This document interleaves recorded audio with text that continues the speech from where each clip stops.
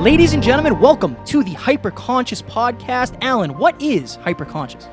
Once you understand why something is the way that it is, now you have the power to change it. Great conversations with great people and great questions are the keys to the kingdom of unlocking your consciousness. Every single action that you do starts as a thought. When you control the way you think, you will control the way you act, and you will control the way you live. That is hyperconscious. Ladies and gentlemen, welcome back to another very special, as always, episode of the Hyperconscious Podcast. We hope you enjoyed our latest Scratching the Surface episode where Alan and I talked about limiting beliefs. Today, we are lucky enough to sit down with Mr. Chad Robichaux. He is a former Force Recon Marine, police officer, MMA champion, and a current speaker and best-selling author. Guys, this episode was next level. Chad went through his entire story of his time in the military, his time as an MMA champion, and what being overseas in Afghanistan did to him when he came back. He had PTSD, he got anxiety, panic attacks, all these things, and his biggest thing is taking control of your life and taking responsibility for your actions. This was one of the most powerful episodes we've ever done, for sure. I couldn't agree more. So I just actually, right now, in real time, counted how many pages of notes. It's actually 7. 7 pages of notes. We went very deep.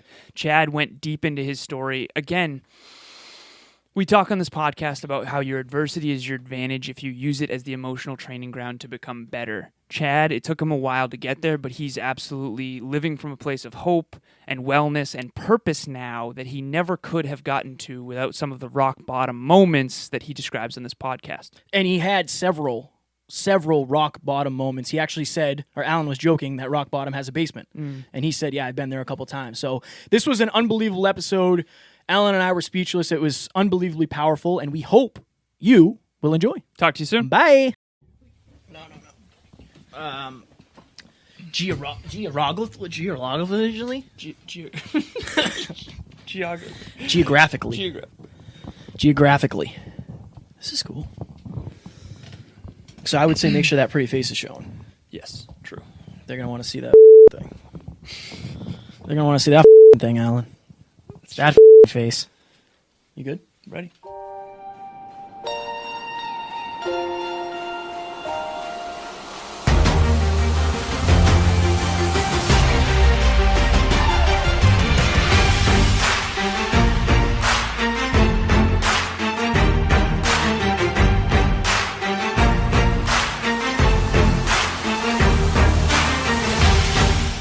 Ladies and gentlemen, welcome back to another very special, as always, episode of the Hyperconscious Podcast. Today's guest is a former Force Recon Marine, police officer, MMA champion. He is a current speaker and best-selling author, and he's the founder of the Mighty Oaks Foundation. We are sitting down with the one and only Chad Robichaux. How are you doing, my friend? I'm doing great, guys. Good morning.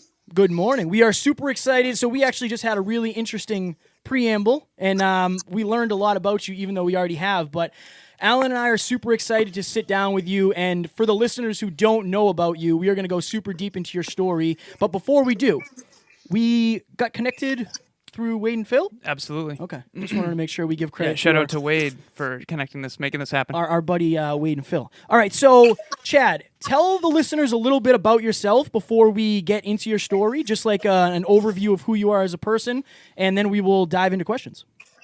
Yeah. Well, first of all, I'm a husband. I've been married to Kathy for 24 years, and I have 3 amazing kids, Hunter, Haley, and Hayden. So one of the first and foremost things is a strong man of faith, a family person, and I have the most incredible job in the world where I get to serve other people through work at Mighty Oaks Foundation, serving America's military warriors and their families. So that's who I am today. To land where I am today, this is a long journey.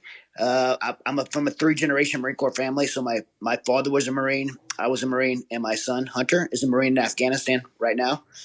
So that really, the reason I mentioned that as kind of a focal point of my story is because that really shaped a lot of who I am growing up in a home of a Marine Corps Vietnam veteran, and experiencing that, and then becoming a Marine myself and experiencing that in my own life, and my family experiencing that ultimately leading to me, being in a position to have to recalibrate my life and get my life really on track to what I believe my life was intended to be, and be where I am today. So it's kind of just in a nutshell, and I'm sure we'll break that down over the next hour. Definitely. That is always our goal. So I think just to get started, it's interesting because you have so many points to your story where it's like it's either a rock bottom or a lesson learned or a mindset shift. So I guess, can you talk about, so after 9/11, you went to Afghanistan. And Yes. one of the things I found in my research is you said that when you got there, you kind of had a mindset shift. You kind of changed mentally when it came to, dealing with terrorists. Is that something, like, can you go into that and explain why your mindset shifted and how it did? Yeah. First of all, I'll say when I did go to Afghanistan, look at a lot of the guys that go in today, after enlisting after 9/11 and being 18 years old or 17 years old, like me and my son were joining the Marine Corps. A lot of guys are going really young. When I went to Afghanistan, I was already older. I had already been around for a long time. I had been in the military almost 10 years, so I had a lot of experience, and I had a job that I was very trained at. I was not only a Force Recon Marine, but I had a really unique opportunity to try out for what's called a JSOC task force, a Joint Special Operations Command task force. And so doing that, I operated in a very unique capacity. I wasn't like large military convoys, and I often was in civilian clothes and usually embedded with local nationals, which have been the local Afghans. And so that was kind of my life in Afghanistan. It was just much different than most military people experience. And so because of that, I got a kind of a behind the scenes of Afghanistan. And, you asked about 9/11. I remember like when that happened, and I'm sure many other people do, my wife and I were watching it on television, seeing those planes crash into World Trade Center buildings. And I was at 3rd Force Recon Company at the time, a special operations unit. I remember me and my wife like looking at each other thinking, this is really happening. Like our life is about to change. And eventually, and by the way, I wasn't like, oh my gosh, like we're going to war. Like everyone in the military at the time, this is a peacetime military. Everyone in the military at that time was like going to their units, like knocking down the doors, like, hey, what's up, sir? Like when we go and do this, like, let's get after this and set this right. And the military is extremely motivated. Everyone wanted to deploy. I wanted to deploy. And I did everything I could to deploy, and I got exactly what I asked for. Because when I joined the task force and finally to deploy, I did 8 rapid rotations to Afghanistan in a short period of time, just over 4 years. So that was pretty much my life. Now to go back and actually answer your question, when I got to Afghanistan, all those things that I just said were driving me there. It's like a sense of patriotism. Like these guys attacked us on, 9/11 was like our Pearl Harbor, like for our generation, like this happened on our soil. We go in there and make this and right this wrong. And so there's extreme amount of patriotism, but having a unique opportunity to live with the Afghans, eat dinner in their homes, play soccer with their kids, hear stories about what the Taliban had done to them, and understand who the Afghans were and who the actual enemy was, who the Taliban was. It really changed my perspective on things, and it really, the Afghan people, and this may sound weird to a lot of people, they really captured my heart because of the oppression that they were under, and what the Taliban had done to them, what they'd done to women and children, and particularly like these little boys and little girls, and being exposed to that by hearing it at first and then seeing it really changed my perspective from this patriotic view to like, I'm here for this job to help these oppressed people and eradicate the enemy, the Taliban. And that was my mindset of the military, how it shifted at that point. And I think I started allowing this kind of hatred to come over me and towards the Taliban, which is warranted. In fact, everyone in my command that I worked at had this kind of it's a very war culture unit. Everyone's kind of Viking mentality of just go out and crush the enemy and just be violent. And I'll tell you that the people that had that mentality the most would probably have been the Afghans that I worked with, the former Northern Alliance guys, because I mean, because of what their personal experience to the Taliban. And so this really, like I said, this mindset of just really intense mindset within me. And it also allowed this, I believe this kind of darkness to come over me, and this hatred and bitterness. And I believe that I made a decision while I was there that really affected the way I moved forward. I know this isn't a religious show or anything like that, but I'll tell you, for me, I had made this decision while I was there that I had to kind of turn off faith in my life.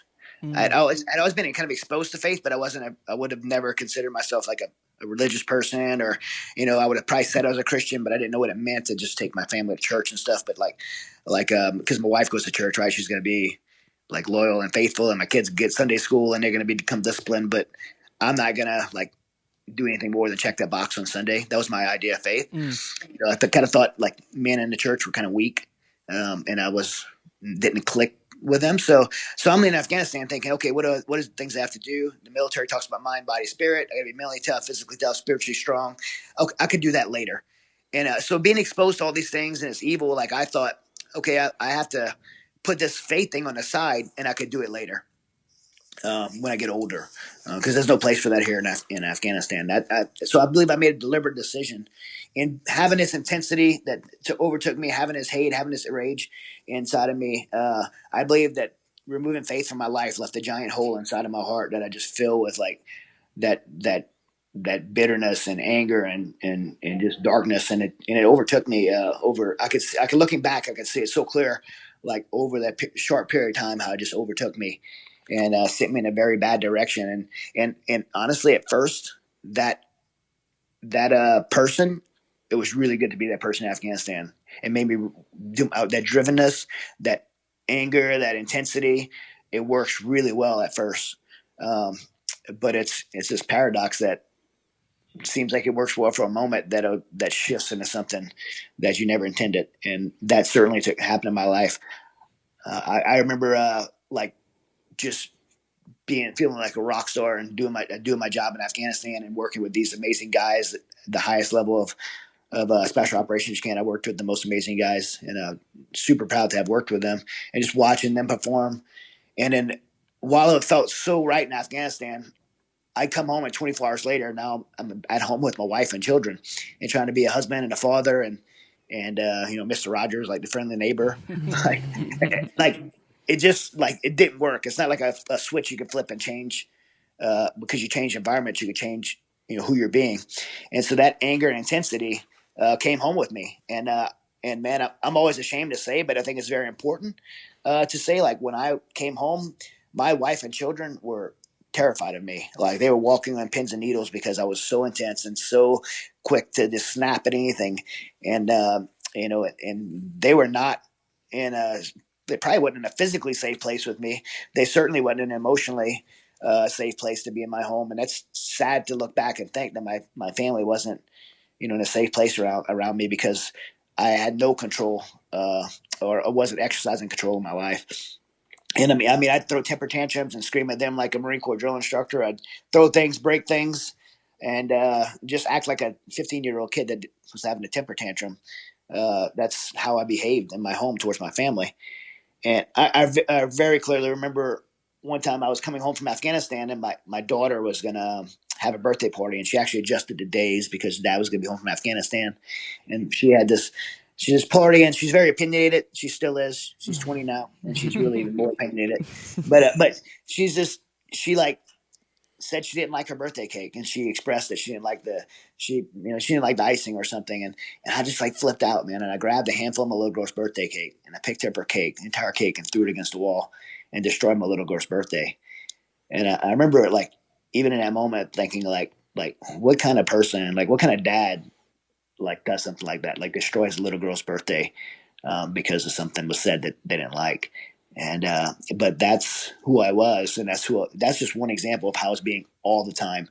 And so something clicked in that moment, in moments like that. But really, I remember that one where I realized that I'm not going to stop behaving this way. So instead of fixing my behavior, I'm just going to distance myself from my family to not expose them. So when I'd be home from deployments, it was every school I could go to, every training I could go to, every workup, just staying as busy as I could and just hiding in that busyness and justifying it by saying, well, I'm back from a deployment. We got another deployment. I'm leaving again in 4 months. I have to be ready. And so this is my life right now. And there's going to be another chapter of our life later. We can fix this, but right now is not the time.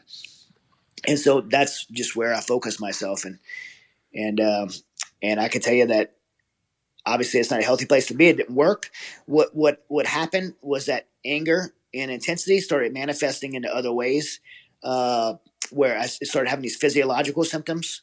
If you'd ever told me that I would have had like PTSD or anything like that when I was, crushing it in Afghanistan, I would have said, man, like, you're crazy. Like, I'm tough. I'm not weak. My body's, I'm not going to ever experience this. But out of nowhere, man, my arms would go numb. My face started going numb. My throat would feel like it was swelling shut. Sometimes I feel like I had a 1,000-pound weight on my chest. And I started researching, like many people that do that start having early signs of kind of mild panic attacks. You start Googling and researching, like, hey, what's going on with me? And I realized these are signs of panic attacks. I didn't want to say anything though, because the guys I was working with, I knew if I said something to them, those guys would think I was weak. And so I kept it to myself. I tried to push it down and keep doing my job, and it only got worse. Those symptoms started to get much worse, and I almost had these. I was recently on the show with Dr. Drew, and I was asking him to explain to me what this was my body almost had like this out of body experience, and he called it a physical detachment, where your mind feels like you're kind of like a bird's eye view over your body, and under extreme stress. And so I was having this phenomena, this experience, and I also felt like I felt like I wasn't being able to do my job to my best ability, and then I started having these moments of time where I'd forget moments of time, and I'd just kind of snap back in out of the fog. And so that's kind of the things I was experiencing. And I remember coming home and talking to my wife about it, which is the first person to ever mention it. And she took me to a doctor outside of our military network, kind of sneaking it under the table to get some anxiety pills. And I never took them. I just wasn't gonna. My pride wouldn't let me take those pills, and so I actually left them home. Went back to Afghanistan after some very serious stuff had happened. I lost, a bunch of guys that worked for me. When I say, about 10 guys that worked for me, and a lot of people might think like, well, although that wasn't military guys, that wasn't Americans or former fellow Marines. Those were Afghans, but these guys were my brothers. Like, these guys were like 10. I worked with them for like 3 years, and I ate dinner in their homes, and was with their families, and I was close to them. Those guys would have given their life for me, and so losing those guys I was responsible for was really hard on me at the time, and to continue to go back and do my job, knowing that things were getting really, really crazy there. I think put me in a state. I remember like leaving for that deployment, and actually, even though I wasn't close to God at that time, I like prayed with my son, like, God, like, give me, replace, if I die, like, let my son, have a dad. And then I was like, go back and every time I go out on an operation, I'd write notes, like little, not like what if notes, but like literally like goodbye notes, like Kathy to my wife, like, telling her like she can move on, and my son Hunter, like, telling him he's got to take care of the house, and write each note to each of my family, putting it in the lid of my suitcase because I knew my personal effects would probably make it home. Go out, do operation, come back, survive, and throw those letters away because I didn't want anyone to find them, and know that imminent state of doom that I was in. And so that's where I was at. And the last mission I went out on, I remember I woke up almost like from a fog, and I was by myself with some other local nationals, Afghans, and I didn't remember almost like a 2-week period, like I didn't have a clear memory of it. And I realized that not only did I put myself in danger, but I put other people in danger. And so I had to come home. I decided to talk to some people about it, and I was brought home, and that's when I was diagnosed with PTSD, and that was a pretty difficult place for me to be.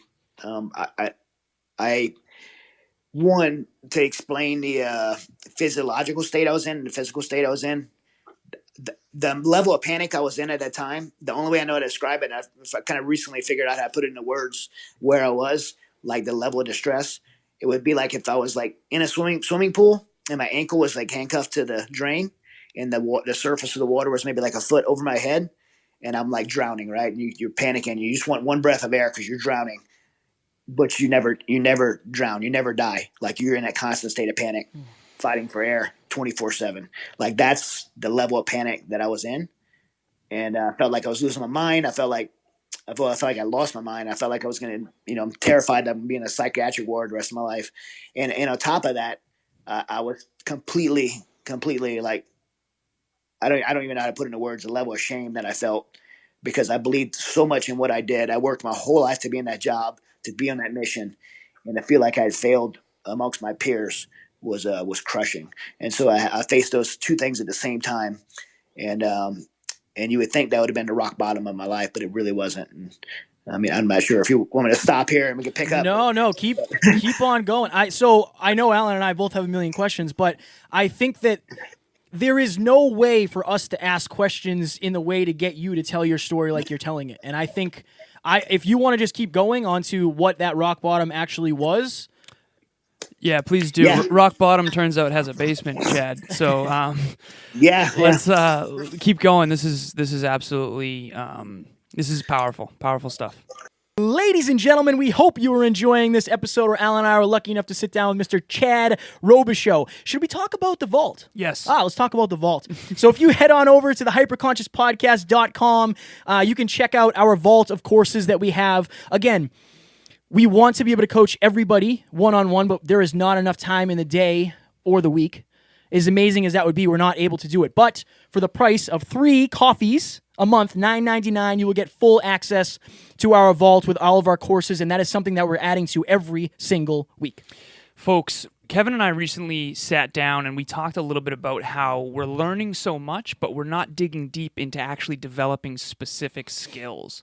Picture these courses as sort of shorter form content that's going to really polish the product more than we could possibly do on a podcast where we're interviewing someone. Learning a lot is important, but developing your skills is what's going to really picture Mario Kart. Remember those boosters that give you a boost? Nicely done. Thank you. Nicely done. Thank you. That's exactly what these courses are. In the moment, they may seem like a pain, but if you get in the habit of taking these courses week to week, you're going to be leagues ahead of where you were, and you're going to look back and go, wow. And the beautiful thing is we're lucky enough to have clients that are probably going through the same things you're going through. So we do cater a lot of the content to that and our listeners. So we hope you enjoy the rest of this episode. Head over to hyperconsciouspodcast.com. Do you think we should get back into it? I do. Okay, enjoy. Talk to you soon. Bye. Yeah. So again, this, as bad as that, I'm trying to communicate, that was not my rock bottom. He said rock bottom as a basement. And there's a cellar under the basement too. Yeah, right. Yeah. But, my wife, my counselor were trying to find something to snap me out of this like state that I was in. Right. And so they encouraged me to do jiu-jitsu. And here's why. I was already a professional MMA fighter. I was doing it on the side when I was in the military. I was undefeated at the time.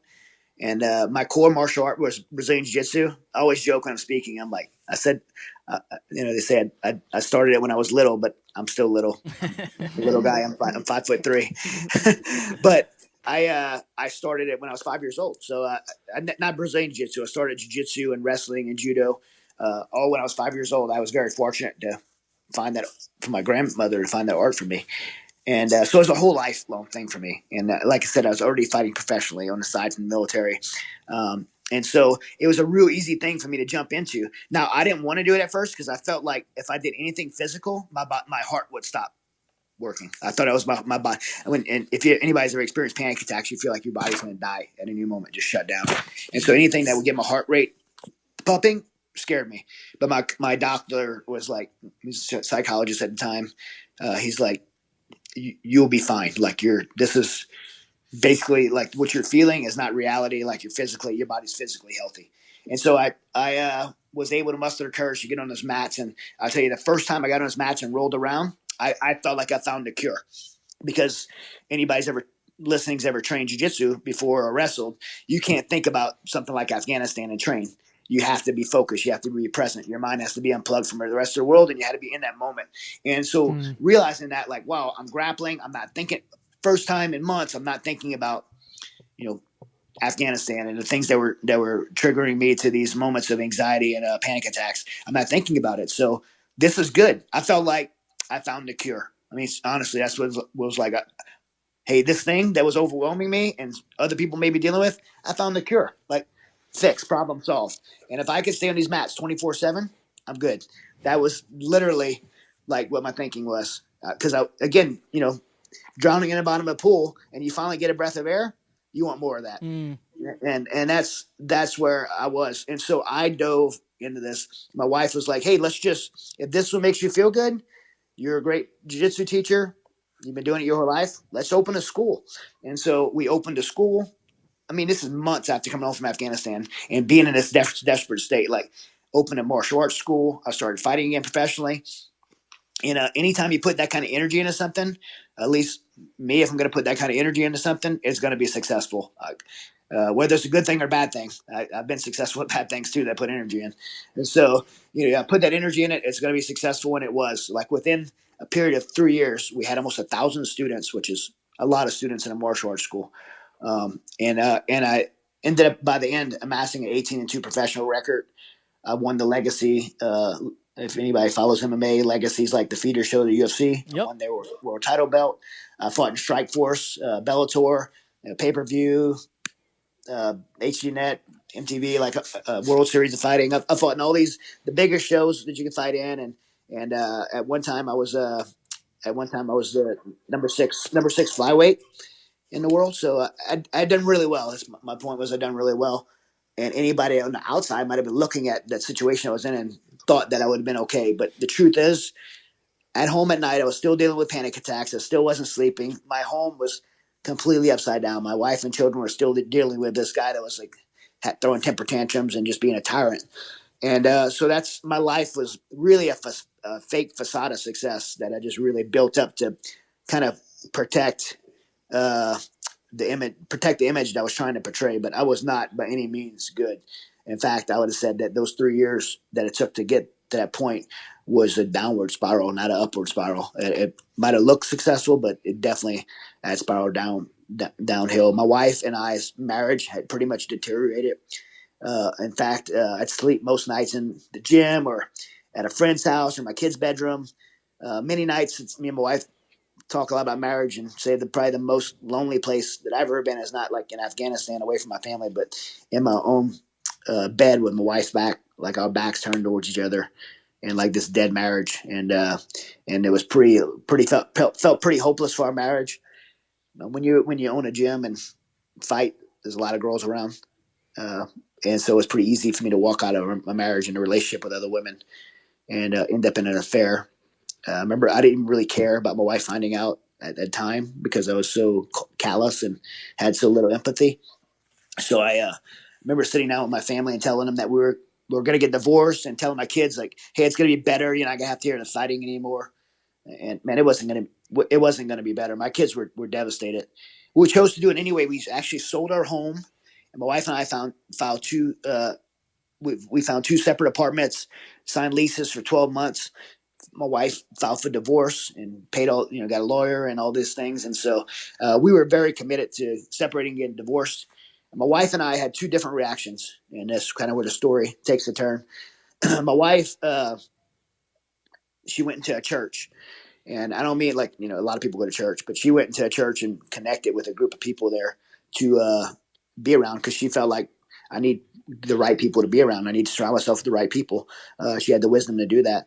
And so that's what she did. And she, people say that she would not just go on like Sunday, but she'd go like in the week and just go in there and she'd be standing against this wall, like she'd collapse, like crying. And she'd be praying for me. And I've asked her since, of course, like, when I was doing this to you, like, how could you be praying for me? And she said she would just pray, like, God, let me see Chad the way you see Chad. Let me love Chad the way you love Chad. Let me forgive Chad the way you forgave Chad. That's what this woman was doing for me when I was, betraying her with other women, and really just giving up on her. And again, that was her reaction. My reaction was, okay, this one less thing I have to deal with. This woman never understood what I went through, totally blaming the world, right? Blaming it on her. And so I'm gonna set up this within days, man. I had my apartment, like, it was like party time. Had my apartment set up. It was like pimped out with, it was like cool. And, it's same thing that guys do when they, separate from, I think every guy has a story when they leave their wives or girlfriend or wherever. They like, it's really sad, cause I mean, it's actually sad and shameful to talk about, because I had this like apartment, like all like cool, and I remember my kids coming over and they were like excited because they're like, "Oh wow, this is cool," and my wife's like not even, she could barely get out of bed, like, and so and she's at home, trying to be mom, and I'm doing this, and I didn't even have, like, when I say it's shameful, like, I didn't even have family pictures. I put all my family pictures in my closet because I don't want a girl to see it, that, and it's like it's so shameful to think back at that. But that's just to be honest where I was, and one of the things that had me like kind of focused in that moment was I was fighting on Strike Force, and Strike Force is the UFC bought it and to shut it down. But this was at a time when UFC owned it, so it was like it was a huge show, and it was in the Toyota Center in Houston, Texas. It's one of the big shows that Daniel Cormier was on, and Jacare and Tim Kennedy fought in that card. And, Hell yeah. it was a really good card, and everyone wanted to be on that card, and I got to fight on it. And I remember like so much focused on this fight, fighting on Showtime, and I was fighting this kid named Roberto De Leon, who's up and comer, undefeated kid, and he was really really tough, and I had everyone like. Whenever you're fighting on Showtime, everyone wants to be in your corner. You got all these people around you, and so it's a lot of support. And so I remember fighting this fight and being in Toyota Center in front of 10,000 people, and like me and Herbert. It was my every win I've had has been a submission, except this fight was a decision. I chose to stand in the middle of the ring and trade strikes with Humberto de Leon, who's like a Golden Glove boxer and really good striker, and we like beating each other up, like knocked each other down several times, and actually.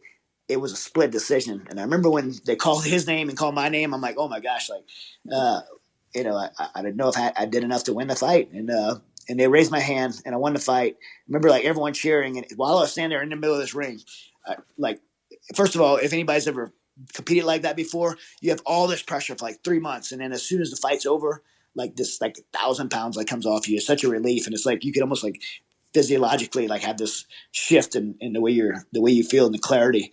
And I remember like having my hand raised and feeling this moment of excitement, victory, and looking around that crowd because it's such a big crowd in Toyota Center, 10,000 people, and thinking of all these people, like my wife's not in this crowd. Like Kathy was always like my cheerleader, and it was the first fight she wasn't right there for in my bigger fights.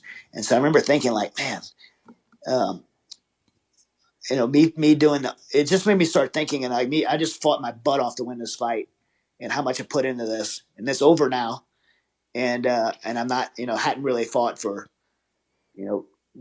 my family, and that thought like carried me home. Everyone kind of partied, and me and Tim Kennedy, we actually had kind of started a friendship with Tim Kennedy and I, and because we did Ranger Up did an after fight party at Buffalo Wild Wings for us both, and so I went to that, but then I didn't stay long because I was just like really beating myself up about this these thoughts that were coming over me. And I went home and went to my apartment, and while I was at my apartment, I was by myself, and my mind started spinning and thinking about me winning this fight and me being in a situation with my family. And before that moment, I think I blamed everyone else around me. My father, because the way I grew up, my father being a Vietnam veteran, and he made an angry guy and a lot of physical abuse in my home.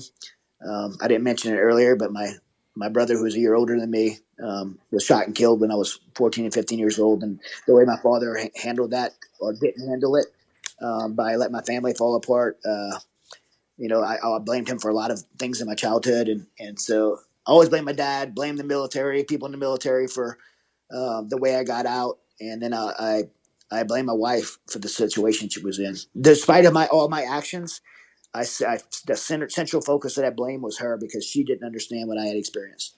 And by the way, she should have never been able to understand. And I'm glad she didn't understand. But in that moment, I thought, like, all these people I'm mad at, like the whole world's an idiot, everyone's an idiot, but the common denominator is me. Like when I realized that the common denominator is me, like I'm the problem. And my response to that was not like, let me fix myself or change the problem. My response to that was, I'm the problem. If I eliminate myself from the situation, my family's going to be better off. And so if you don't know, that same hopeless thought finds a home in the hearts of about 20 plus veterans every single day. The veteran suicide rate, over 20 a day. That thought that maybe my family would be sad without me, maybe my loved ones would be sad without me, my friends would be sad without me, but they're going to be better off. And so I made the decision that I was going to take my life. And I would, for a period of about 2 weeks after that fight, I would take my pistol and I'd sit in my closet where my family's pictures were. I'd close the door and lay those pictures on the floor and try to build up the courage. I put the gun to my head, my mouth, and trying to build up the courage. And a thought came over me while doing that probably saved my life. And that's the thought of who was going to find me. You start thinking about how it's going to play out. And I knew the only person that had a key to my apartment was my son Hunter, the Marine that's in Afghanistan right now. He was, he's the oldest, so he was really close to me had this almost friendship with me, and I knew he'd be the one that would find me. And so I would just delay. It didn't make me not do it. It just said maybe I can make it look like an accident, or maybe I would. It just made me think and slow down, and maybe not. I don't know if I had the courage to or not because I didn't. But there was a moment that I called Kathy, and I guess Kathy communicates. I don't really remember. My wife Kathy communicates that I had like a franticness to me, and that made her decide to come over. And when she came over, I was in my closet with my pistol, and I remember her banging on the door. And she didn't just knock on the door; she was banging on the door. And for some reason, I actually took that pistol and hid it. No, she would have never went in that closet. That was my apartment. She would have never went in my closet and looked for it. But like a little kid hiding something. I remember it just kind of always just sticks out of my mind, like why I would have done that. But I hid that pistol under a blanket so she wouldn't find it, just to show that probably level of shame maybe that I was at. And I answered the door, and we got in this argument. And then during the argument, she asked me a question that radically changed my life. She asked me how I could do everything that I did in the Marine Corps to become a recon Marine. She saw me become a recon Marine. She saw me go to these crazy schools with like, 50, 60, 80%, recon trainings, like 80% attrition rate. Like she saw me do all these things and then, as I go to Afghanistan and the training workups we do, the crazy stuff we do in Afghanistan, and then training for these fights, like losing 35 pounds to cut weight, and the amount of discipline it takes to do everything I did professionally in my life. She's like, how could you do all of that? And when it comes to your family, you'll quit. And like to me, there's no more soul cutting word than to be called a quitter. But she was absolutely right. Like I had been successful in professional things in my life, but I had quit at the most important things. And in that moment, by the way, was to me my rock bottom. And I hope there's not another level below that for me that I experienced. But that was the rock bottom for me to be in that position to where I didn't even want to live anymore, much less fight for my family. I mean, there was moments not just wanting to stick a pistol in my mouth and pull the trigger. There was moments that I'd be driving and I'm like, wouldn't it be nice if I just crash into this tree or this concrete divide? Like we just got so tired of living and so tired of everything you're enduring that would be just easier to die. And so to be at that point and to be challenged at that point, say, hey, you fought for all this stuff in your life before. You became a force recon Marine. You made it in this task force. You've done these crazy deployments in Afghanistan. I've seen you apply discipline in your life to be successful. I've seen you cut 35 pounds. I've seen you train, beat up and broken, and get in a lineup for the gauntlet with 5 other professional fighters that's going to train you for a fight. And you do round after round with fresh guys. Like I've seen you do all this stuff. You continue to tell me you don't have the discipline to actually pull your family together to get out of the situation. And, so then she called me out and I had to respond to that. I felt cornered to respond to it. And my response was that she was right. And I needed to fix this situation I was in. And I could use the same work ethic, willpower, motivation, like character, discipline, all these kind of words that, we would throw around personal development. I could take those professional things and put in my life and fix my life. And so that was my mindset. Nothing to do with faith at the time. But I knew I couldn't do it alone, and I knew I couldn't do it with the people I'd surrounded myself by. No offense to those people, but being in a gym and being a fighter, like you have a lot of people that tell you everything you wanted to hear. I needed some people to tell me the things I needed to hear, and I needed to step outside of my own circle to do that. So I asked my wife if there was someone at this church she was going to, she could introduce me to a man that would help mentor me in this process. That I was gonna this, or not maybe the process, but this to help me live out the decision I made. And so she introduced me to a man named Steve Toth. And Steve never served in the military. He wasn't a fighter. But what Steve had was, I always joke, like he has the gift. His gift that he had to help me was ADD, like really bad. Like, and the reason I say that is because like Steve, like literally, like if we go eat lunch, like he won't walk to his car. He runs because walking's like total waste of inefficiency of time for his day. He has no patience. And, and the reason as like a gift for our situation is because I was so manipulative. Like not only would I have said all the right things because I was so manipulative at that time to control people, but I had already planned out to say all the right things. I had literally written a 5-paragraph order, which is a military operational plan of how I was going to fix my life. It was like really good, and I was really bringing it over like to show it to him. And so we met at Starbucks.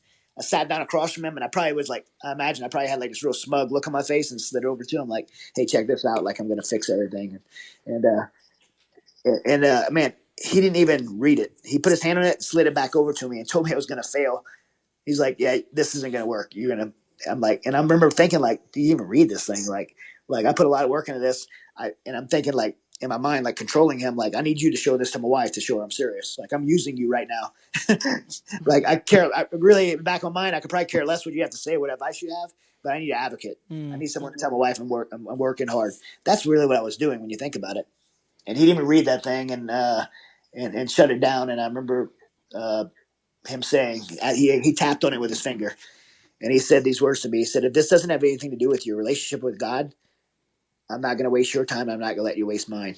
And there was nothing. There was no talk about faith or anything like that before. It was just he just boldly said that to me, and I remember him saying that and me trying to quickly like think about it, and I realized that I had tried everything. I tried the counseling. I had been on the pills. I tried jujitsu, success, but money because we made a lot of money during the opening a gym and fighting. All those things didn't change my situation. And so it's time for me to try something different. I had pretty much exhausted all options. One of the sayings we have at the foundation that I run for veterans at Mighty Oaks Foundation, it's a kind of a core saying: if what you're doing isn't working, then why not try something different? Which is a pretty fair statement, and I think it's probably came from that conversation with Steve, because everything I was doing wasn't working. It was time for me to try something different. So the whole idea of God and faith for me at that time wasn't on the radar, but it was a response to that. What I was doing wasn't working. What do I have to lose?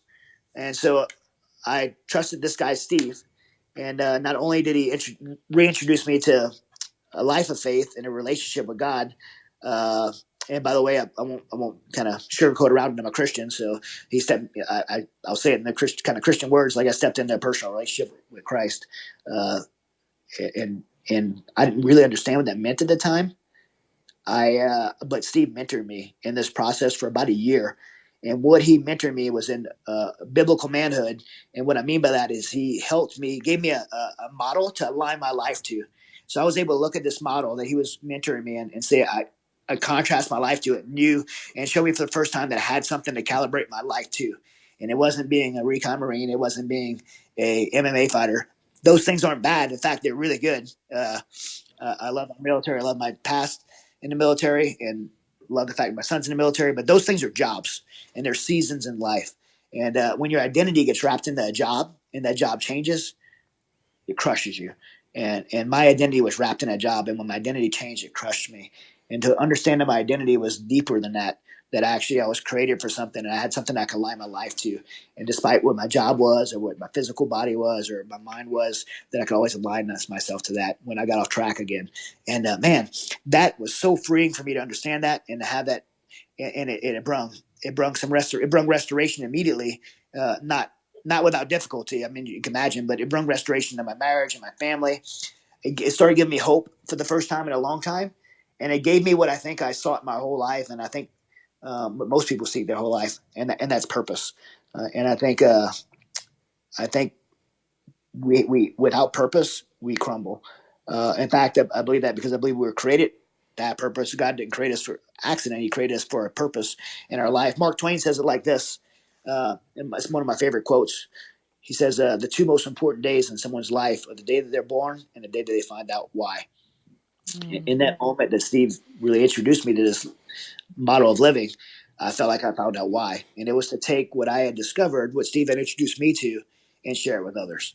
And really, I would say a fire was lit underneath me. I had this passion to share what I discovered with other people. A lot of people would, think, from a faith standpoint, somebody gets radically transformed and they become some crazy Christian trying to convert everyone. That probably wasn't how I was, but I had recognized that I wasn't the only one dealing with this. When I was in that darkest moment in my life, I thought no one could feel this way. No one could be so sad they don't want to live anymore. No one's marriage could be like this. No one could feel so shameful that they don't want to face their friends that that I served with and stuff. So, I mean, I thought I was the only one, and then I realized I wasn't. 22 veterans a day were taking their life. The divorce rates on some bases were like 80%. Like there was other people struggling, and now I had the cure. Like if I was dying of cancer and this guy Steve gave me the cure to cancer and I healed myself, like how selfish would it be to keep that to myself? Like I didn't want to share it. I felt obligated to share it. And so when we started Mighty Oaks Foundation, it was it wasn't me and Kathy were still bleeding as a family. We had no business starting a nonprofit to help other veterans, but we felt obligated to. And so we did it just as a simple effort to pay it forward. That's how Mighty Oaks was started. That was our mission, was to pay it forward. And I'm so thankful if we did that, because even though we weren't prepared at the time, man, God orchestrated bringing the right people, the right team. We have the most amazing team, and we've reached over 100,000 warriors in our mission and what we do, and we have these amazing programs and be able to connect to so many people's lives, and it's just the most amazing mission and thing that I've ever been a part of in my life, and I'm so proud to be a part of it and work with the people I do, and it's just incredible, and I know we're just getting started. Chad, that was easily the most moving story we have ever heard on the podcast, and it's like at certain times I can't even fathom what you're feeling, because I don't know that level of stress that you've been under, that level of questioning that you've been under. I was suicidal at one point, so I do understand that, but not to the degree that you were, and not necessarily for the same reasons. Now, one of the things Alan and I said to you in the preamble is we appreciate how vulnerable you are. And you talked about this a little bit, but a question that came to me when you were going through this is, well, so first, a little background. You're a Marine. You're a police officer. You fight in a cage for, professionally. By all outside standards, you are a man's man. Like, you are what a man is. What is your definition of what a man actually is, and how do we convince men in general to be more vulnerable when it comes to what they're thinking, what they're feeling, what they're afraid of, all of that stuff? I think culture always attempts to define things like manhood and feminism, right? Girls think there's moments that girls think they need to be, voluptuous. There's moments that girls think they need to be anorexic looking. It's all about how culture drives us, and we see that really easily in women, but men miss that in themselves. And I think culture drives men to think they need to be. Unfortunately, culture right now suggests painting on skinny jeans and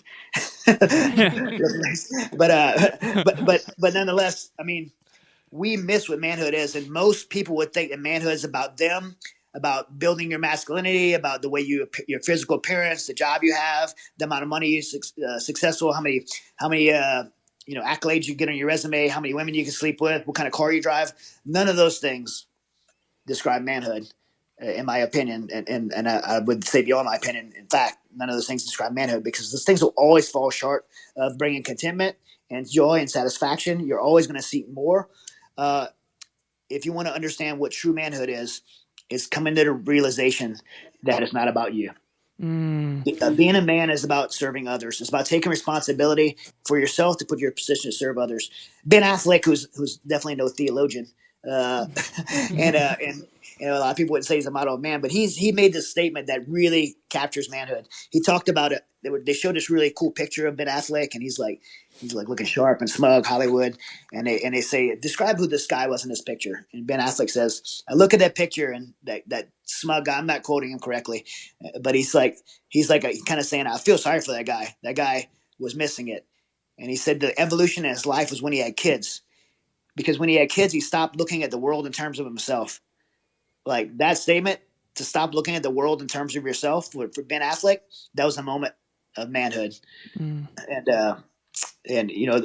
I'm big on the Bible. The Bible has great lessons, and Apostle Paul said, "There was when I was a child, I act like a child, I behaved like a child, I thought like a child. But when I became a man, a very clear, defined moment. When I became a man, he knew when he became a man, he put childish ways behind him.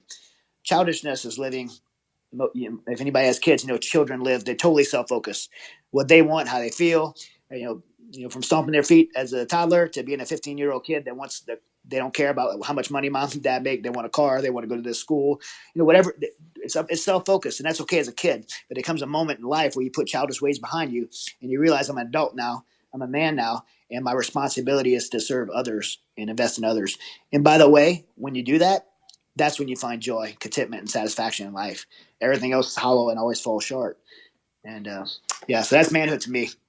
Chad, that resonates so strongly. I was just at a client meeting yesterday for 2 hours, and I was walking out of that meeting thinking to myself, my desire to serve this client. I literally learned more in that 2 hours than I ever would trying to work on myself, and it's just fascinating how that works. There's a couple things. There's a lot of things. Couple hundred things. First of all, I want to thank you for being so vulnerable and for going deep into your story. That's exactly the intention that we've set, because it was super emotional, and I think understanding the man you are today and living from a place of hope and from service is huge, seeing the rock bottoms that you were in, because anyone who is in, I always say this, when we're in emotional trauma, we can either escape into a virtue or escape into a vice or develop a virtue, and it's very clear that you've chosen the virtuous path. So one of the things that jumped off the page for me, though, when you were telling your story, is that when you and your wife separated, she went to a place of connection and service, and you went to sort of a lot of disconnected things. You mentioned an outer body experience when you were having panic attacks and things like that. You said you were kind of taking a bird's eye view of your physiology. I guess my question for you is sort of like the Mark Twain quote, when you said the two most important things are when you're born and then when you figure out why. For you, on this podcast, we talk about purpose all the time. Everything, I think the opposite of self-conscious is others conscious. You've clearly lived that life now. What is your why? My why is goes back to manhood. My why is the purpose of sharing with others the lessons I've learned in life. I've had a pretty wild ride. I've learned a lot of lessons in life. I certainly don't have it all figured out, but I wouldn't say, hey, I've arrived and now I'm sitting on top of this mountain telling other people how to get up here. That's not what I'm communicating at all. I'm saying I found the path. I have a destination on the map now. I have an azimuth and I know where I'm going, and I want to take others with me, because I know that's the direction I'm going is a good direction. It's a direction I'd be proud to take people with me, including my own family, my wife, my children. Like, it's somewhere I'm okay with. I look back now and I look back and I think about that statement to give it a little bit of context. If you could ask yourself this, is the people I love, right? The people I love, if you're a father, if you're a mother, if you're a friend of someone, if the people I loved ended up where I am now, would you be content with that, right? If I'm a dad and said, my children, if they would end up, if when they grow up and they reach 43 years old, if they were living a life I live right now, would I be proud of that? Would I be proud to have led them there? Wow. That's a good question to ask yourself. And so I could honestly answer that question now, today, and say, maybe, I wouldn't want them to have the past I have, but I'd be content with my kids being where I am today. And I'd certainly be content and be joyful if I know that they're on the path that I'm on, heading the direction I'm headed, because I know where I'm going now. I'm going to make mistakes along the way. I'm going to take some detours, but I'm going to get back on that path and head forward. So I want other people to follow me on that path. And my purpose is to lead others to that, because I know we live in a pretty crazy world with a lot of hurting people and a lot of people that are lost and they don't have purpose and vision and direction. And so I feel that because I have this kind of, in my book, title of my book, An Unfair Advantage, I have this an unfair advantage to winning in life. Because I discovered these things, I have a responsibility to share that with others, and that's my purpose. So there's, again, a lot of things that I want to ask you. One of the things that you mentioned, though, is the power of choice. that you kind of came to this realization where you stopped blaming everyone else, you stopped blaming everything else, and you started saying, it is all my fault. And that was super overwhelming for you, as it is for all of us when we realized that. You were the one common denominator, as you mentioned. Now, there's two things at that point you can do. You mentioned being on the X of life. I guess that's a military term. I heard it when I was doing my research with you. You have a little story that I believe you were in Afghanistan and you were on the X of life and you had to choose to get out of it. Can you please go into what that means to you? Maybe a little bit of that story, and then someone out there right now who's maybe on the fence. And is living their life on the fence, sort of just drifting without that direction you're describing. Can you go into the power of choice and what that means? Yeah, I think the story you're talking about is I was in Afghanistan. I was in a Toyota Prado, which is like a 4Runner, and it was just me and my buddy. He was a SEAL, and there was the two of us. We both had pistols. We weren't armed for any conflict, and we were in civilian clothes. And this truck of Taliban guys were following us. I mean, a pickup truck full of guys hanging out the back. They had AK-47s, RPG, a rocket propelled grenade launcher, and they were following us. In fact, I knew they were following us because I did a route deviation to going off my route, making a block, coming back to my original route, which indicates to me they're following me. Also indicates to them that I know they're following me. And I started a chase. I tried to lose them in the city of Kabul, which is really congested, third world traffic. And I got jammed up in this intersection called Masood Circle, and the traffic really congested. I didn't have anywhere to go. Somehow that truck got around in front of us and cut us off. And like two guys jumped out the back. I remember the passenger door opening. The guy stepped out with the passenger door, and he had his AK-47. He looked right at me and gave me a hand signal to stop my vehicle.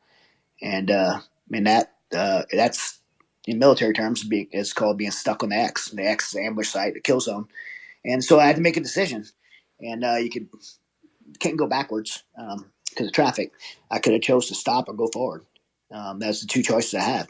And luckily, in military, you train for every scenario, and I'd been trained for that roadblock scenario from driver's training that we went to every year. And so I executed a ramming technique. I hit the gas and aimed my vehicle towards theirs. Probably my favorite memory of Afghanistan is when I hit that truck and seen the little Taliban guys fly out the back, spun it out of the way. And we got off that intersection, man, and that was a choice that we had to make, and that's just a story for an analogy that we face those X's in life every day. We find ourselves in points in our life, maybe not so extreme that where we're stuck in an intersection with a truck full of Taliban guys that want to capture or kill you, but every day we find ourselves on an X in life, and we have to make a decision to whether we're going to stop and sit there and die, either literally or metaphorically, or we're going to move forward. And when Kathy gave me that challenge, I was stuck on the X. I had to make a decision where I was going to stay there in that situation that I was just exposed on, or I was going to move forward. And part of moving forward for me was making the decision to accept. And I say I made a decision to accept I was responsible. And remember I said I blamed everyone else. We oftentimes we don't want to most people, and it's human nature not to want to accept responsibility. I didn't want to accept responsibility. It's a shame. It's shameful to accept responsibility. And maybe you feel like when you want to accept responsibility, yeah, but that person did this to me. When you accept responsibility, you have to take the buts out. If you were only 10% responsible for the situation, whatever the situation is that you're talking about in your life, if you're only 10% responsible for that, and someone else is 90% responsible, if you make a decision to take responsibility, you have to own 100% of that 10%. You own it all. You can't control what the other person does. You have to own it all. And so in that, I made this choice that regardless of what Kathy did, how she handled stuff, regardless of what other people did in my life, I had to own 100% of this because I had no control over anyone else, whether it was 10% of my fault or whatever. I had to own 100% of that. And so I made a decision to do that regardless of what anyone else did in response to it. And that thought processing came through a mentorship of Steve that ultimately and radically changed my life. I mean, I would not be in a healthy place today, maybe and probably wouldn't be alive to have this conversation had I not made that choice to accept responsibility. And I could say that in my own life. And one of the things that Mighty Oaks, and by the way, some numbers on Mighty Oaks Foundation, I've spoken to 110,000 active duty troops by invitation to bases around the world. That's not our core program, but that's our resiliency program. So we try to help give these guys tools for resiliency and books I've written. I've given away 85,000 books on these speaking tours. But our main program is our recovery program. We call it a legacy program.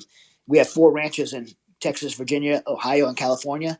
And the military sends people to us. We also get by some veteran community. By the way, if any veterans listening, we do it all for free. We don't charge anything, even cover travel. And so Wow. of these 2,600 graduates, we've had just incredible success stories of guys turning their life around. And if anybody asked me what the core focus of our program was, I would be dismissed of it and say it was helping people understand the lives they were created to live and aligning their lives to that. But in order to get that, we have to lead people to make the decision to accept responsibility. And veterans is the worst group to do this to, because veterans are like told constantly, thank you for your service. We love you. You guys are heroes. Let me bake you some cookies and give you a quilt, take you on a hunting trip. Veterans love cookies. I do too. I said I don't like donuts, but I'll eat some cookies. but those things don't change your life, right? And so our program is totally different because we challenge the guys. We say, hey, you need to take responsibility. And they say, how am I going to take responsibility? Like, you don't know what happened in my childhood. You don't know what happened to me in Afghanistan. We're like, yeah, we do. And by the way, like, it doesn't matter what happened to you in Afghanistan. It's sad, heroic, tragic. But the things that happened to you in your past, as bad as those things that were to happen to me, I remember losing my best friend, Foster Harrington, who I served with 10 years. He was shot and killed in his first deployment in Al-Anbar province in 2004. Like there's some terrible things that happened in my past. Losing my guys in Afghanistan, my childhood, losing my brother when I was 14 years old, going through things in my marriage that I went through. Kathy didn't do everything right. She made mistakes. Like there was some bad things that happened in my past, but all those things, as bad as some of those things may have been, those things didn't lead me to be in that closet with my pistol in my hand. What led me to being in a closet with my pistol in my hand, trying to decide if I want to live or die, were not those things, but the choices I made in response to those things. And I never lost control of the ability to choose. And I had to own responsibility that I made decisions in response to those things that led me to that place. And I still had the ability to choose differently and take responsibility if I make different choices moving forward to end up in a better place. We never lose the ability to choose, but it's either the gates either open or shut, close by our decision of whether we're going to take responsibility or blame other people.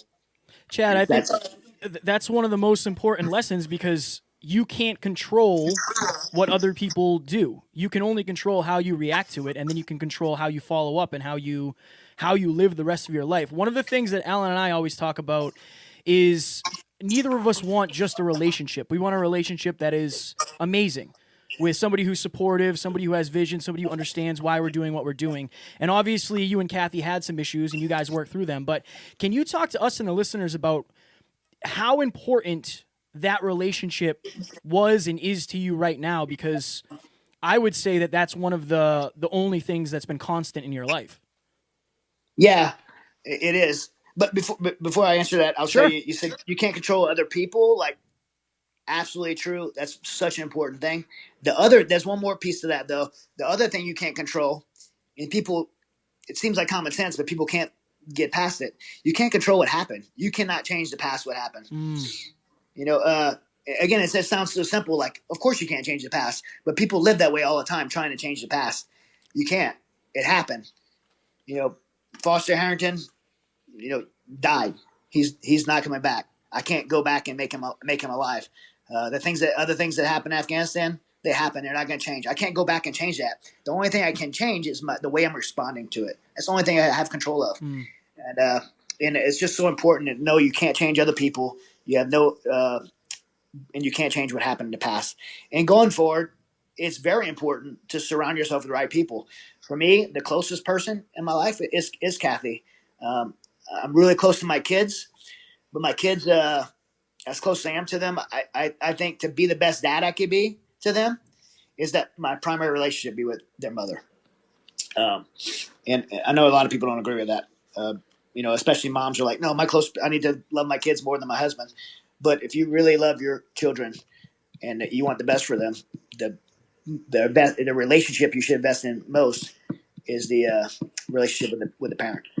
So Kathy and I have really put a lot of intentionality in investing in our relationship, because we've been married 24 years now. We lived the first half of our marriage not doing that. We both came from broken homes. We didn't know the model. met when we were 17 to 18 years old. She fell in love with me. I fell in lust with her. Like, well, there was no model of like success. And so as soon as it got hard, the only model we saw was give up. I mean, that's everybody I know in my family besides my grandparents. I come from Southern Louisiana. Divorces, it's just it seems like a common thing. So there's always like a plan B. Like, hey, it doesn't work. There's a plan B. And when you're in marriage and you're committed to someone, there should be no plan B. It's a lifelong commitment, and you figure it out together. And it doesn't mean it's going to be easy. It doesn't mean you're always going to like each other, but it doesn't mean you're always going to feel happy. There's a lot of things in life you don't feel happy about, but there's seasons you have to go through. And man, I couldn't think of a better place that we're going to be right now. That we could be right now, and to have Kathy's support. It's a really weird situation in our life right now because our kids, our youngest is 19, so he still lives at home because he's going to college, but we're somewhat empty nesters, and we're kind of learning this relationship all over again. And so but that's I mean, I couldn't imagine doing Mighty Oaks without her and the foundation and the support we're able to have for each other. She travels with me while I speak. I will always speak, and we just so her support means a lot to me, and our relationship means a lot to how the work and life that we live. So Chad, Alan, and I each have a question that we ask every single guest, and we could literally keep you here all day, I'm sure, and pick your brain because this has been absolutely amazing. But I want to respect your time, and again, you will be here forever if it was up to us. But the question that I ask is: we're given a certain amount of time on this earth, and we get to do with it what we please. What do you hope to accomplish before you die? And then can you go more into, because I'm sure it has to do with the Mighty Oaks Foundation, can you go more into the Mighty Oaks Foundation, what it is, why it is your passion, and the future of it as well? So I guess if you're going to ask the question that means most to me, the one I'd want to broadcast to the world, I have to tell you, I'm going to get a little spiritual with it because it's just, to answer that question honestly, it's where I am. I there's a verse in the Bible, Jeremiah 29:11. It says, "For I know the plans and purpose I have for you. Plans not to harm you, but to prosper you. Plans to give you a hope and a future." And that's a message that I think for everyone. And so, kind of my life mission is to broadcast that message that people aren't just here by accident. They aren't just created, but they're created for purpose. God has a mission and plan for each one of our lives. It's a good one. It may not seem good at times.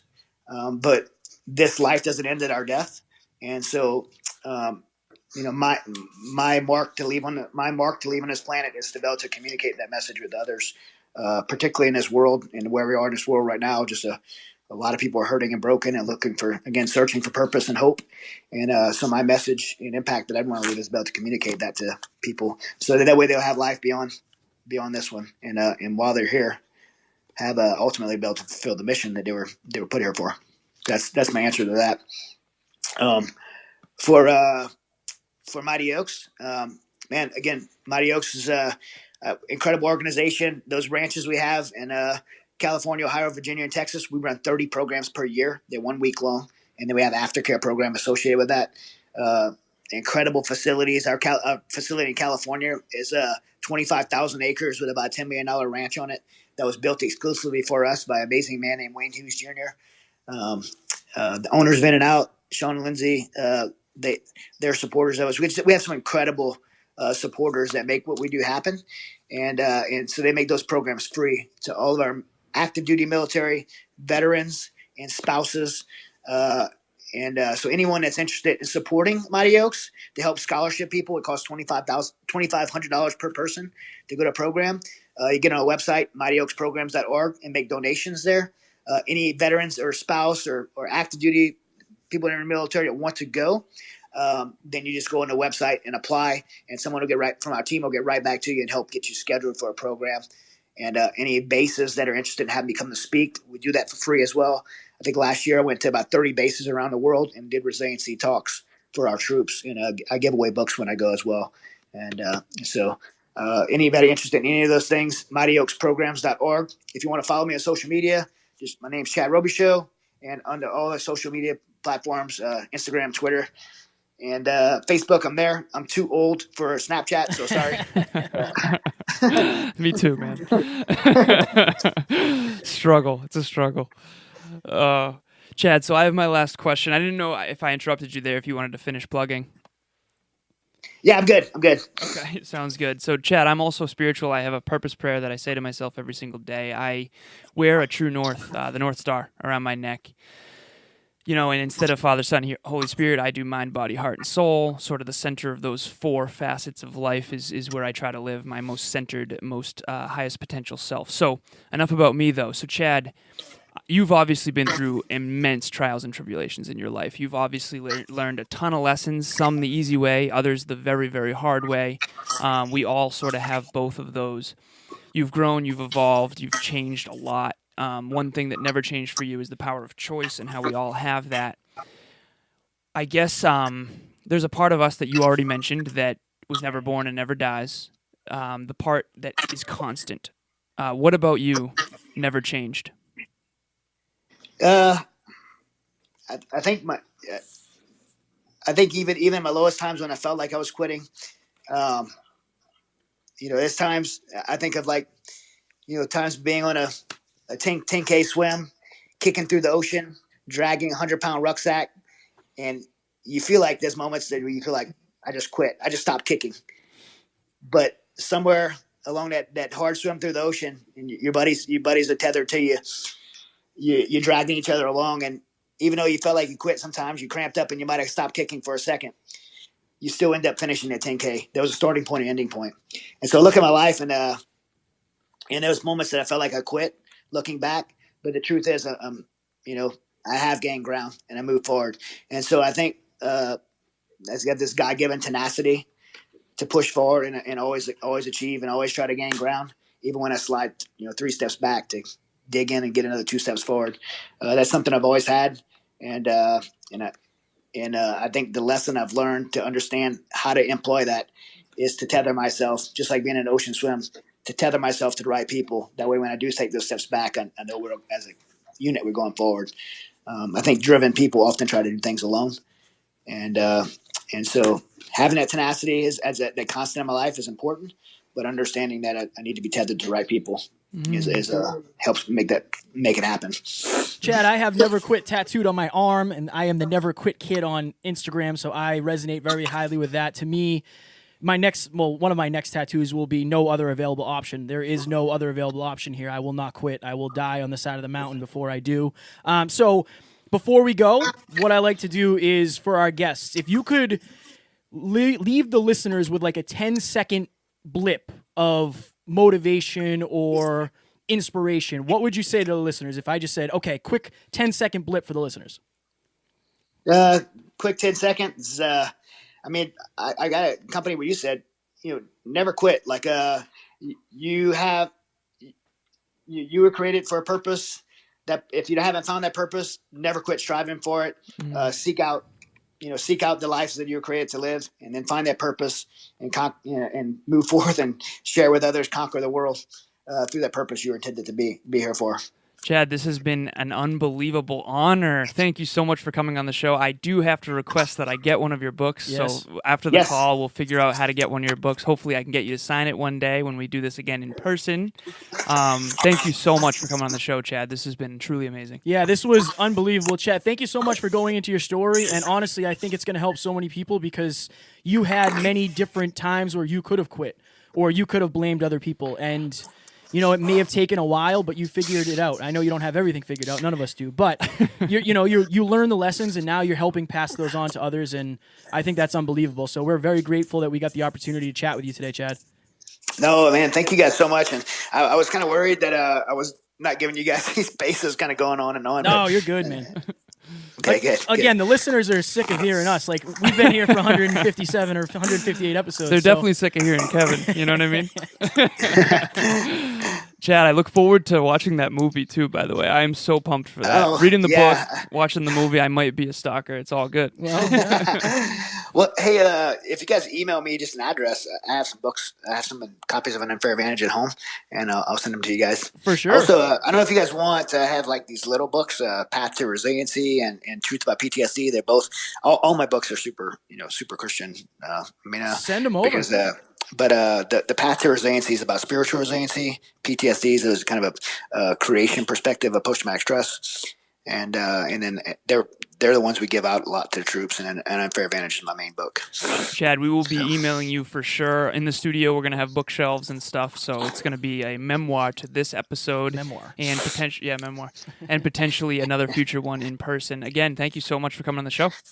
Absolutely, guys. If you ever have a subject particularly related to any of this stuff, just give me a shout. I'd be happy to come back on. Oh, for sure. So. We appreciate you. Ladies and gentlemen, that was Chad Robichaux. Talk soon. Bye-bye. Ladies and gentlemen, we hope you enjoyed this episode where Alan and I were lucky enough to sit down with Chad Robichaux. Up next, we have a very special Small Talks episode on the word intention. Folks, before we enter a room, we try our best to set an intention, a positive intention. It helps guide the interaction in a way that it wouldn't had you not done that. Try to be more proactive about setting intentions, and this episode will help you do that because we're going to dig deep on what an intention actually is. Yes, so we are all about living a life that we designed. The opposite of intentional is accidental, so we want to help you make sure you are setting intentions and chasing them down and then living them, and we hope you will enjoy. Talk to you soon. Bye. Ladies and gentlemen, thank you so very much for listening to another episode of the Hyper Conscious Podcast. Going hyper-conscious will absolutely change your life because if you understand why something is the way it is, now you have the power to change it. If you going hyper-conscious with us has changed your life in any way, please share this episode with one of your friends because the more people that go hyper-conscious, the better this world's going to be for everybody. And if you would kindly leave us a 5-star review on iTunes, that would help us make more people hyper-conscious, and we would be greatly appreciative. Thank you. Bye.